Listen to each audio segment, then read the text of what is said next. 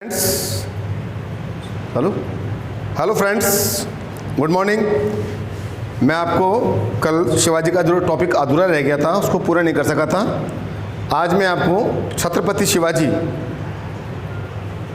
जिसका जन्म 1627 में हुआ था, से लेकर के 1680 ईस्वी तक का इतिहास पर प्रकाश डालूंगा। तो यहाँ बात करेंगे कि शिवाजी का जन्म कब हुआ। तो देखिए, जन्म की बात करते हैं तो शिवाजी का जन्म 20 अप्रैल 1627 ईस्वी को शिवनेर के पहाड़ी दुर्ग में हुआ। शिवनेर के पहाड़ी दुर्ग में शिवाजी का जन्म हुआ। जहाँ तक माता पिता का प्रश्न है तो देखो, इनके पिता शाहजी भोंसले,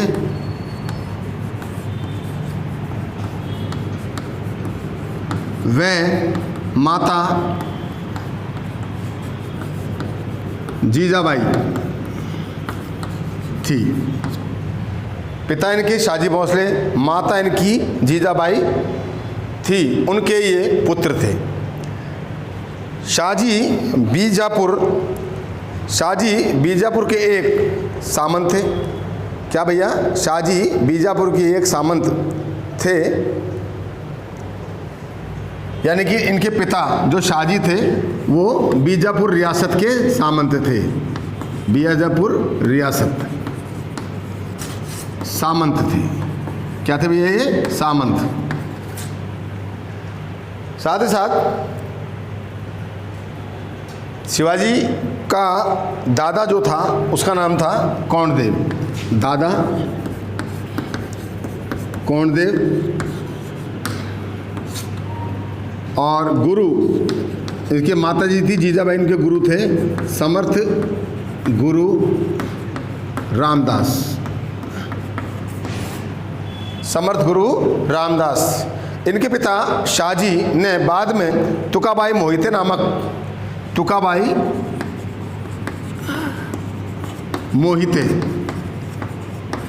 नामक स्त्री से विवाह किया, जिसके कारण शिवाजी की जो पहली पत्नी थी जीजाबाई, वो इनसे अलग हो गई और अपने पुत्र शिवाजी को लेकर के चली गई, अलग रहीं। ठीक है साहब, अलग रहने लगी और सारी शिक्षा दीक्षा दादा कौंडदेव, उनकी माता जीजाबाई और गुरु समर्थ रामदास द्वारा शिवाजी को प्रदान की गई। जहाँ तक शिवाजी के लालन पालन का विषय है, लालन पालन मैं बता रहा था आपको, लालन पालन, क्योंकि पिताजी ने, शाहजी ने दूसरी शादी की थी, है ना। तो दूसरी शादी करने के बाद में पहली पत्नी पे उनका रुझान जो है कम हो गया। इसके बाद इनके दादा कौंडदेव और जीजाबाई और गुरु समर्थ गुरु रामदास की देखरेख में चली गई, यानी कि इनका सारा लालन पालन जो हुआ, दादा कौंडदेव, जीजाबाई जो उनकी माताजी थी और माताजी के गुरु समर्थ गुरु रामदास की देखरेख में हुआ। इन्होंने मीन्स शिवाजी, इन्होंने ही शिवाजी को, तीनों ने, कौन? दादा ने, माता ने और गुरुजी ने, समर्थ गुरु रामदास ने शिवाजी महाराज को मातृभूमि की रक्षा के लिए प्रेरित किया। देशभूमि, मातृभूमि और का जज्बा इनमें कूट कर भर दिया। इस तरह शिवाजी निडर, साहसी, वीर और एक चतुर चालाक व्यक्ति थे, जिन्होंने अपनी मराठा सेना तैयार की और मुगलों के छक्के छुड़ाए। मुगलों की दीनता स्वीकार नहीं करी, मुगलों को परास्त किया, कई किलों पर उनके अधिकार किया और बहुत सारे उनको गुरिल्ला युद्ध के माध्यम से उनको काफ़ी नुकसान पहुंचाया। साथ साथ तो जो है कौंडदेव, शिवाजी ने, दादाजी थे कौंडदेव जो थे, उन्होंने शिवाजी को सेना और शासन की शिक्षा दी थी। तो सेना और शासन करने की शिक्षा यदि देने वाला कोई व्यक्ति था तो उनका दादा कौंडदेव को माना जाता है, जिन्होंने छत्रपति शिवाजी को सेना और शासनिक शिक्षा दी। यहाँ पर एक बात आती है भाई, छत्रपति शब्द, छत्रपति की उपाधि कब मिली थी शिवाजी को? जब शिवाजी ने 1674 ईस्वी में शिवाजी का रायगढ़ में राज्याभिषेक हुआ। शिवाजी का रायगढ़ में राज्याभिषेक हुआ था 1674 में शिवाजी का रायगढ़ में राज्याभिषेक हुआ। उस अवसर पर शिवाजी को छत्रपति की उपाधि प्रदान की गई थी, यानी कि उनको उपाधि दी गई थी। 12 ऐसा बताते हैं कि 12 वर्ष की अल्पायु में शिवाजी ने अपने पिता से पूना की जागीर मिली थी। तो 12 वर्ष के जब शिवाजी थे, 12 वर्ष के शिवाजी जब थे तो पूना की जागीर उनको प्रदान की गई उनके पिता शाहजी द्वारा, पिता शाहजी भोसले द्वारा। उसके बाद उनका मन और विस्तारवादी नीति की ओर बढ़ा। मराठा साम्राज्य को संगठित किया, मराठों में नए नए जोश, नए नए विचार, नए नए भाव उनमें भरे और देश की आन बान और शान के लिए, अपनी मातृभूमि की रक्षा के लिए उन्होंने लंबा संघर्ष किया। ऐसा बताते हैं कि तोरण दुर्ग पर अधिकार 1646 ईस्वी में किया। तोरण दुर्ग था 1646 में, इस पर अधिकार किया। उस समय शिवाजी की आयु थी 19 वर्ष। तोरण दुर्ग पर अधिकार शिवाजी ने 19 वर्ष की आयु में किया। उसके बाद उसने अनेकों दुर्गों में 10 वर्ष, लगभग 10 वर्ष अनेकों दुर्गों पर अधिकार किया और उनको जीता। अब कहते हैं कि दुर्गों का निर्माण क्यों किया जाता है, यह बात आती है दुर्गों का निर्माण क्यों किया जाता है। तो ऐसा बताते हैं कि सामरिक महत्व के दृष्टिकोण को ध्यान में रखते हुए, सामरिक महत्व के दृष्टिकोण को ध्यान में रखते हुए दुर्गों का निर्माण किया जाता है। सामरिक महत्व के दृष्टिकोण को ध्यान में रखते हुए दुर्गों का निर्माण किया जाता है। तो बता दूं मैं कि तोरण दुर्ग पर शिवाजी ने 12 वर्ष की अल्पायु में अधिकार उसको किया और 1646 में 19 वर्ष की आयु में। उसके बाद उसने बहुत सारे दुर्गों को जीता और मराठा राज की शक्ति में उसने वृद्धि की। 1656 ईस्वी में शिवाजी ने अपनी राजधानी रायगढ़ बनाई। इसके बाद 1656 ईस्वी में रायगढ़ को अपनी राजधानी बनाया था। किसने बनाया था भैया? शिवाजी ने। 1656 ईस्वी में शिवाजी ने रायगढ़ को अपनी राजधानी बनाया और इसी तरह शिवाजी ने साम्राज्य विस्तार की नीति, इसी तरह शिवाजी का साम्राज्य बढ़ रहा था तो मुगलों को चिंता हो रही थी कि ये व्यक्ति कहीं संपूर्ण क्षेत्र पर एकाधिकार स्थापित नहीं कर ले। मुगल घबरा रहे थे, डर रहे थे। तो शिवाजी के साम्राज्य विस्तार की नीति से नाराज होकर बीजापुर के सुल्तान ने 1659 ईस्वी में क्या किया साहब? 1659 ईस्वी में अफजल खान नामक अपने एक मुख्य सेनापति को शिवाजी का दमन करने के लिए भेजा।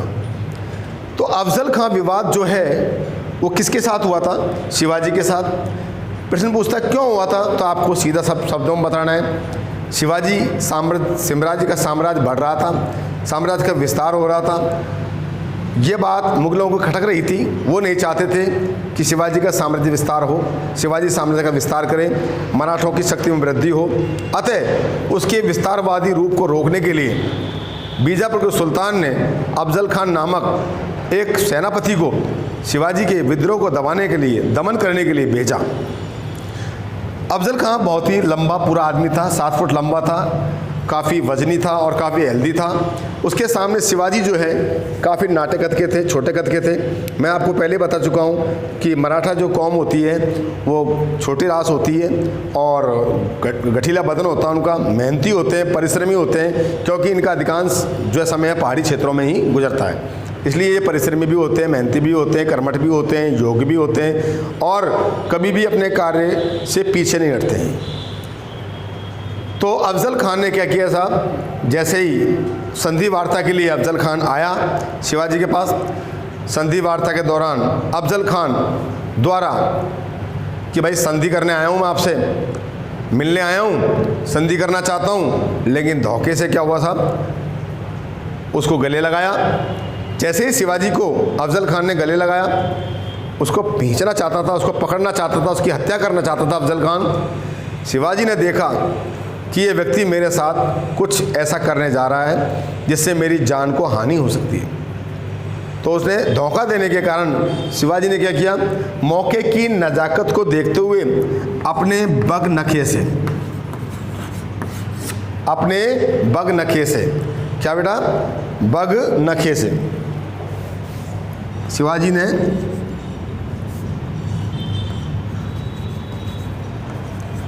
अपने बग नखे से, यानी कि बग नखे से, अपने बग नखे से अपना बग नखा निकाला और अफजल खां के पेट में घुसा दिया। और अफजल खान का क्या हो गया भैया, वहीं पे ही वध हो गया, उसका पेट फाड़ दिया। मतलब शिवाजी ने अपने बखनगे से अफजल खान का पेट फाड़ दिया, क्योंकि जो संधि करने के लिए अफजल खान आया था वो संधि नहीं थी, एक तरह का विश्वासघात था। शिवाजी को अफजल खान मारना चाहता था, लेकिन मौके की नज़ाकत कुछ और ही थी। शिवाजी ने मौका पाकर के जब देखा कि ये व्यक्ति मेरे संग विश्वासघात कर सकता है या कर रहा है, तो उसने अपना बखनगे से अफजल खान का पेट फाड़ दिया।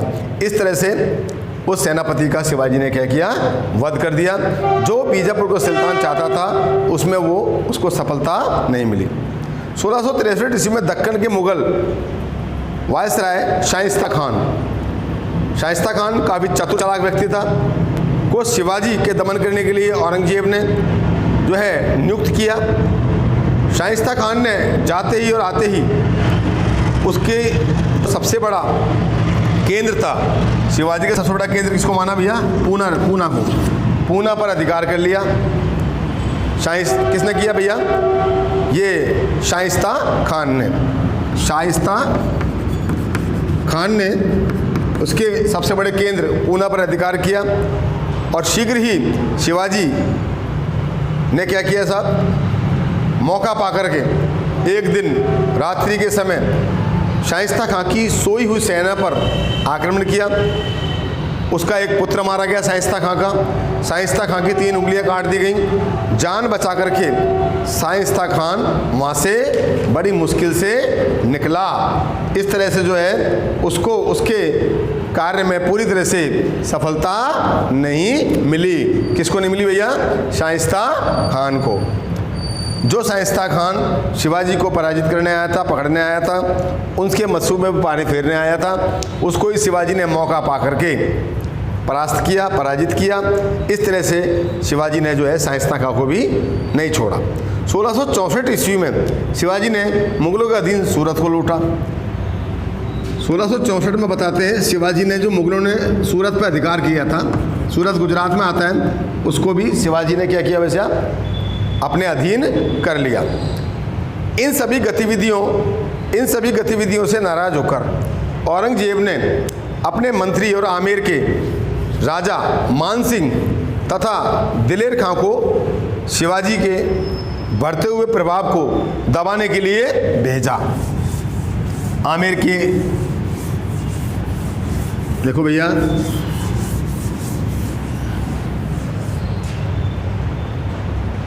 देखिए इन सभी गतिविधियों, जब शिवाजी का साम्राज्य बढ़ रहा था, शिवाजी की शक्ति में वृद्धि हो रही थी, मराठा सैनिकों का मनोबल बढ़ रहा था और अफजल खान का वध हो चुका था, शाइस्ता खां पराजित हो चुका था। इन सारी गतिविधियों को देख करके मुगल बहुत चिंतित थे। वो नहीं चाहते थे कि शिवाजी का और मनोबल बढ़े, वो उसको हर मौके पर हर कार्य पर विफल करना चाहते थे। इन सभी गतिविधियों के नाराज होकर औरंगजेब ने अपने मंत्री आमेर के राजा जयसिंह और किसको भैया, दिलेर खान को शिवाजी को दबाने के लिए भेजा। मुगल सेना ने किले पर अधिकार कर लिया। किसके किले पर अधिकार कर लिया भैया? शिवाजी के किले पर। और विवश होकर शिवाजी ने जयसिंह के साथ 1665 ईस्वी में एक संधि होती है, उसका नाम है पुरंदर की संधि। अब एग्जाम में पूछेगा कि पुरंदर की संधि कब और किसके बीच हुई, तो आप बताना जयसिंह व शिवाजी के बीच के मध्य। कब हुई थी ये संधि भैया? 1665 में। तो 1665 में पुरंदर की संधि हुई जयसिंह और शिवाजी के मध्य। इस संधि की अपनी कुछ शर्तें थी। ऐसा बताते हैं कि शिवाजी के अधिकार क्षेत्र में 35 दुर्ग थे। कितने दुर्ग थे भैया शिवाजी के पास? 35 में से 23 दुर्गों पर संधि जब हुई ना, तो 23 दुर्ग शिवाजी द्वारा किनको प्रदान किए गए भैया? मुगलों को दिए गए। संधि के दौरान मुगलों को 35 में से, शिवाजी के पास 35 दुर्ग थे, उनमें से 23 दुर्ग मुगलों को दे दिए गए। शिवाजी के पास मात्र 12 दुर्ग रहे। कितने दुर्ग रहे भैया? 12 दुर्ग पर शिवाजी का अधिकार था। जैसे संधि हुई पुरंदर की संधि, उसमें मुगलों को शिवाजी द्वारा 23 दुर्ग प्रदान किए गए, संधि हो गई। इसके अलावा शिवाजी का पुत्र जो था संभाजी, मुगल सेवा में 5 जारी मनसबदार बनाया गया। मुगलों की सेवा में शिवाजी का पुत्र कौन था भैया? संभाजी। इसे 5 जारी का मनसबदार बनाया गया। ये मनसबदारी व्यवस्था जो है अकबर द्वारा प्रारंभ की गई थी, अकबर ने चालू की थी। पद या क्रम होता है इसका मतलब, जो राजा द्वारा प्रदान की जाती है, उसके ओहदे को देख करके, व्यक्ति के ओहदे को देख करके, जो मुगलों की सेवा में शिवाजी के पुत्र संभाजी को 5000 का मनसब बनाया गया था। ये 2 शर्तें थी उसकी। राजा जयसिंह द्वारा शिवाजी को आगरा स्थित मुगल दरबार में उपस्थित होने के लिए आश्वस्त किया गया कि आप आगरा आएँ। वहाँ आपको जयसिंह ने उनसे कहा, क्या कहा भैया? कि उन्हें दक्षिण के मुगल सूबों का सूबेदार बना दिया जाएगा। वादे के मुताबिक जयसिंह ने शिवाजी से कहा कि आपको दक्षिण के सूबों का सूबेदार बना दिया जाएगा, लेकिन ऐसा नहीं होता है। 1666 ईस्वी में शिवाजी शाही दरबार में उपस्थित हुए तथा उनके साथ में तृतीय श्रेणी के मनसबदारों जैसा व्यवहार किया गया। 1666 में शिवाजी ने जयसिंह के कहने पर मुगल दरबार में उपस्थित हुए, लेकिन उनके साथ तृतीय श्रेणी के जो मनसबदार होते हैं उनके जैसा व्यवहार किया गया, उनको नीचा दिखाया गया, उनको जलील किया गया। शिवाजी को दरबार में इस जलीलता से हतोत्साहित हो गए शिवाजी, टूट गए, उनको बहुत गुस्सा आया। ऐसा बताते हैं कि आगरा के किले में ही शिवाजी को और उनके पुत्र को नज़रबंद कर लिया गया, धोखे से नज़रबंद कर दिया गया। और कहते हैं कि 1666 ईस्वी में पुत्र संभाजी के साथ गुप्त रूप से कैद से निकलकर शिवाजी अपने घर पहुँचे, यानी कि अपने निवास पर पहुँच गए 1666 में। उसने क्या किया? शिवाजी ने जेल में अपने सैनिकों को जो है मिठाई के टोकरे मंगाता था, वहाँ मिठाई बांटना। एक दिन मौका पा करके उसने मिठाई के टोकरे में अपने पुत्र को और खुद बैठ करके और जेल से निकल गया। इस तरह से आगरा की कैद से जो है, मुगलों की कैद से शिवाजी वहाँ से पलायन करके अपने स्थान पर पहुँचते हैं। अगले ही वर्ष क्या हुआ? औरंगजेब ने शिवाजी को राजा की उपाधि प्रदान की और बरार की जागीर भी दी। तो राजा की उपाधि किसने किसको दी थी भैया? राजा की उपाधि औरंगजेब ने दी थी भैया, औरंगजेब ने शिवाजी को दी थी साहब, शिवाजी को दे दी। और बरार की जागीर और राजा की उपाधि औरंगजेब द्वारा शिवाजी को प्रदान की गई। साथ ही साथ बरार की जागीर भी दी गई। 2 वर्षों तक, कहते हैं कि 2 वर्षों तक शिवाजी ने पूर्ण शांतिपूर्ण वातावरण बनाए रखा। और फिर क्या किया साहब? उसने मौका पाकर मुगलों की अधीनता में गए अपने सभी किले जो थे मुगलों के अधिकार क्षेत्र में चले गए थे। भाई राजा की उपाधि दे दी शिवाजी को, औरंगजेब ने बरार की जागीर दे दी। शिवाजी 2 वर्ष शांत रहे, लेकिन मौका पा करके शिवाजी ने अपने जो किले, उनके किले जो थे जो मुगलों के पास चले गए थे, उनको प्राप्त किया, यानी कि उन किलों पर उसने पुनः अधिकार कर लिया। इस तरह शिवाजी ने अपने प्रतिरोध का बदला लिया और शिवाजी जो है उनको छकाता रहा। किनको भैया? मुगलों को। 1674 ईस्वी में बताते हैं कि शिवाजी का, देखिए भैया ऐसा बताते हैं कि 1674 में, 1674 ईस्वी में शिवाजी का रायगढ़ में क्या हुआ था भैया? राज्याभिषेक।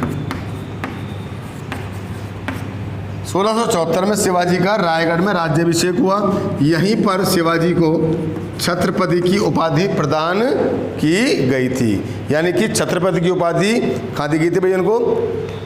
उन्होंने धारण की, छत्रपति की उपाधि धारण की। कब की थी इन्होंने? जब उनका 1674 ईस्वी में रायगढ़ में राज्याभिषेक हुआ। उसकी उपाधि धारण करी और मराठा शक्ति को चरमोत्कर्ष तक पहुँचाया। मराठों ने लंबे समय तक मुगलों से संघर्ष किया और उनको सफलता हासिल नहीं होने दी मुगलों को। मुगलों में जो औरंगजेब था वो शिवाजी से काफ़ी घबराया हुआ था। शिवाजी का ठीक तरह से मुकाबला नहीं कर सका, आंधी की तरह आया और तूफान की तरह चला गया। ऐसा बताते हैं कि 1680 में शिवाजी का क्या हो गया भैया? देहांत हो गया। शिवाजी का देहांत कब होता भैया? 1680 में। मराठा शक्ति के उत्कर्ष में यदि सबसे अधिक योगदान किसी का देखने को मिलता है तो वह है छत्रपति शिवाजी। इस तरह 1680 में शिवाजी की मृत्यु हो गई। इस प्रकार मुगल शक्ति बीजापुर के सुल्तान, गोवा में पुर्तगालियों का जो प्रभाव था और पहाड़ी डाकुओं के प्रबल प्रतिरोध को दबाने इतना होने के बावजूद शिवाजी ने दक्षिण भारत में एक स्वतंत्र हिंदू राज्य की स्थापना की। स्वतंत्र हिंदवी राज्य की स्थापना किसने की थी भैया? शिवाजी ने की। बहुत सारे उसने जो है संघर्षों का सामना किया, जिसमें मुगल शक्ति को उसने नस्ते नाबूद किया। बीजापुर के सुल्तान के जो षड्यंत्र थे उनको उसने विफल किया। साथ ही साथ गोवा में पुर्तगालियों को जब वर्चस्व बढ़ रहा था उसको भी क्या किया? उसने समाप्त किया। समुद्री डाकुओं का प्रबल प्रतिरोध के बावजूद, समुद्री डाकू जो है बार बार परेशान करते थे, उनके प्रबल प्रतिरोध के बावजूद जो है दक्षिण भारत में एक स्वतंत्र हिंदवी राज्य की, यानी हिंदू राज्य की स्थापना करने में छत्रपति शिवाजी का अपना महत्वपूर्ण स्थान हमें देखने को मिलता है। दोस्तों, एक शब्द आया था बीच में, मनसब।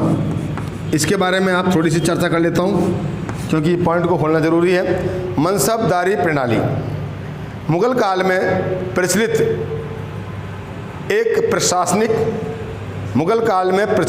प्रशासनिक प्रणाली थी, क्योंकि इसकी शुरुआत सम्राट अकबर द्वारा की गई थी 1875 में।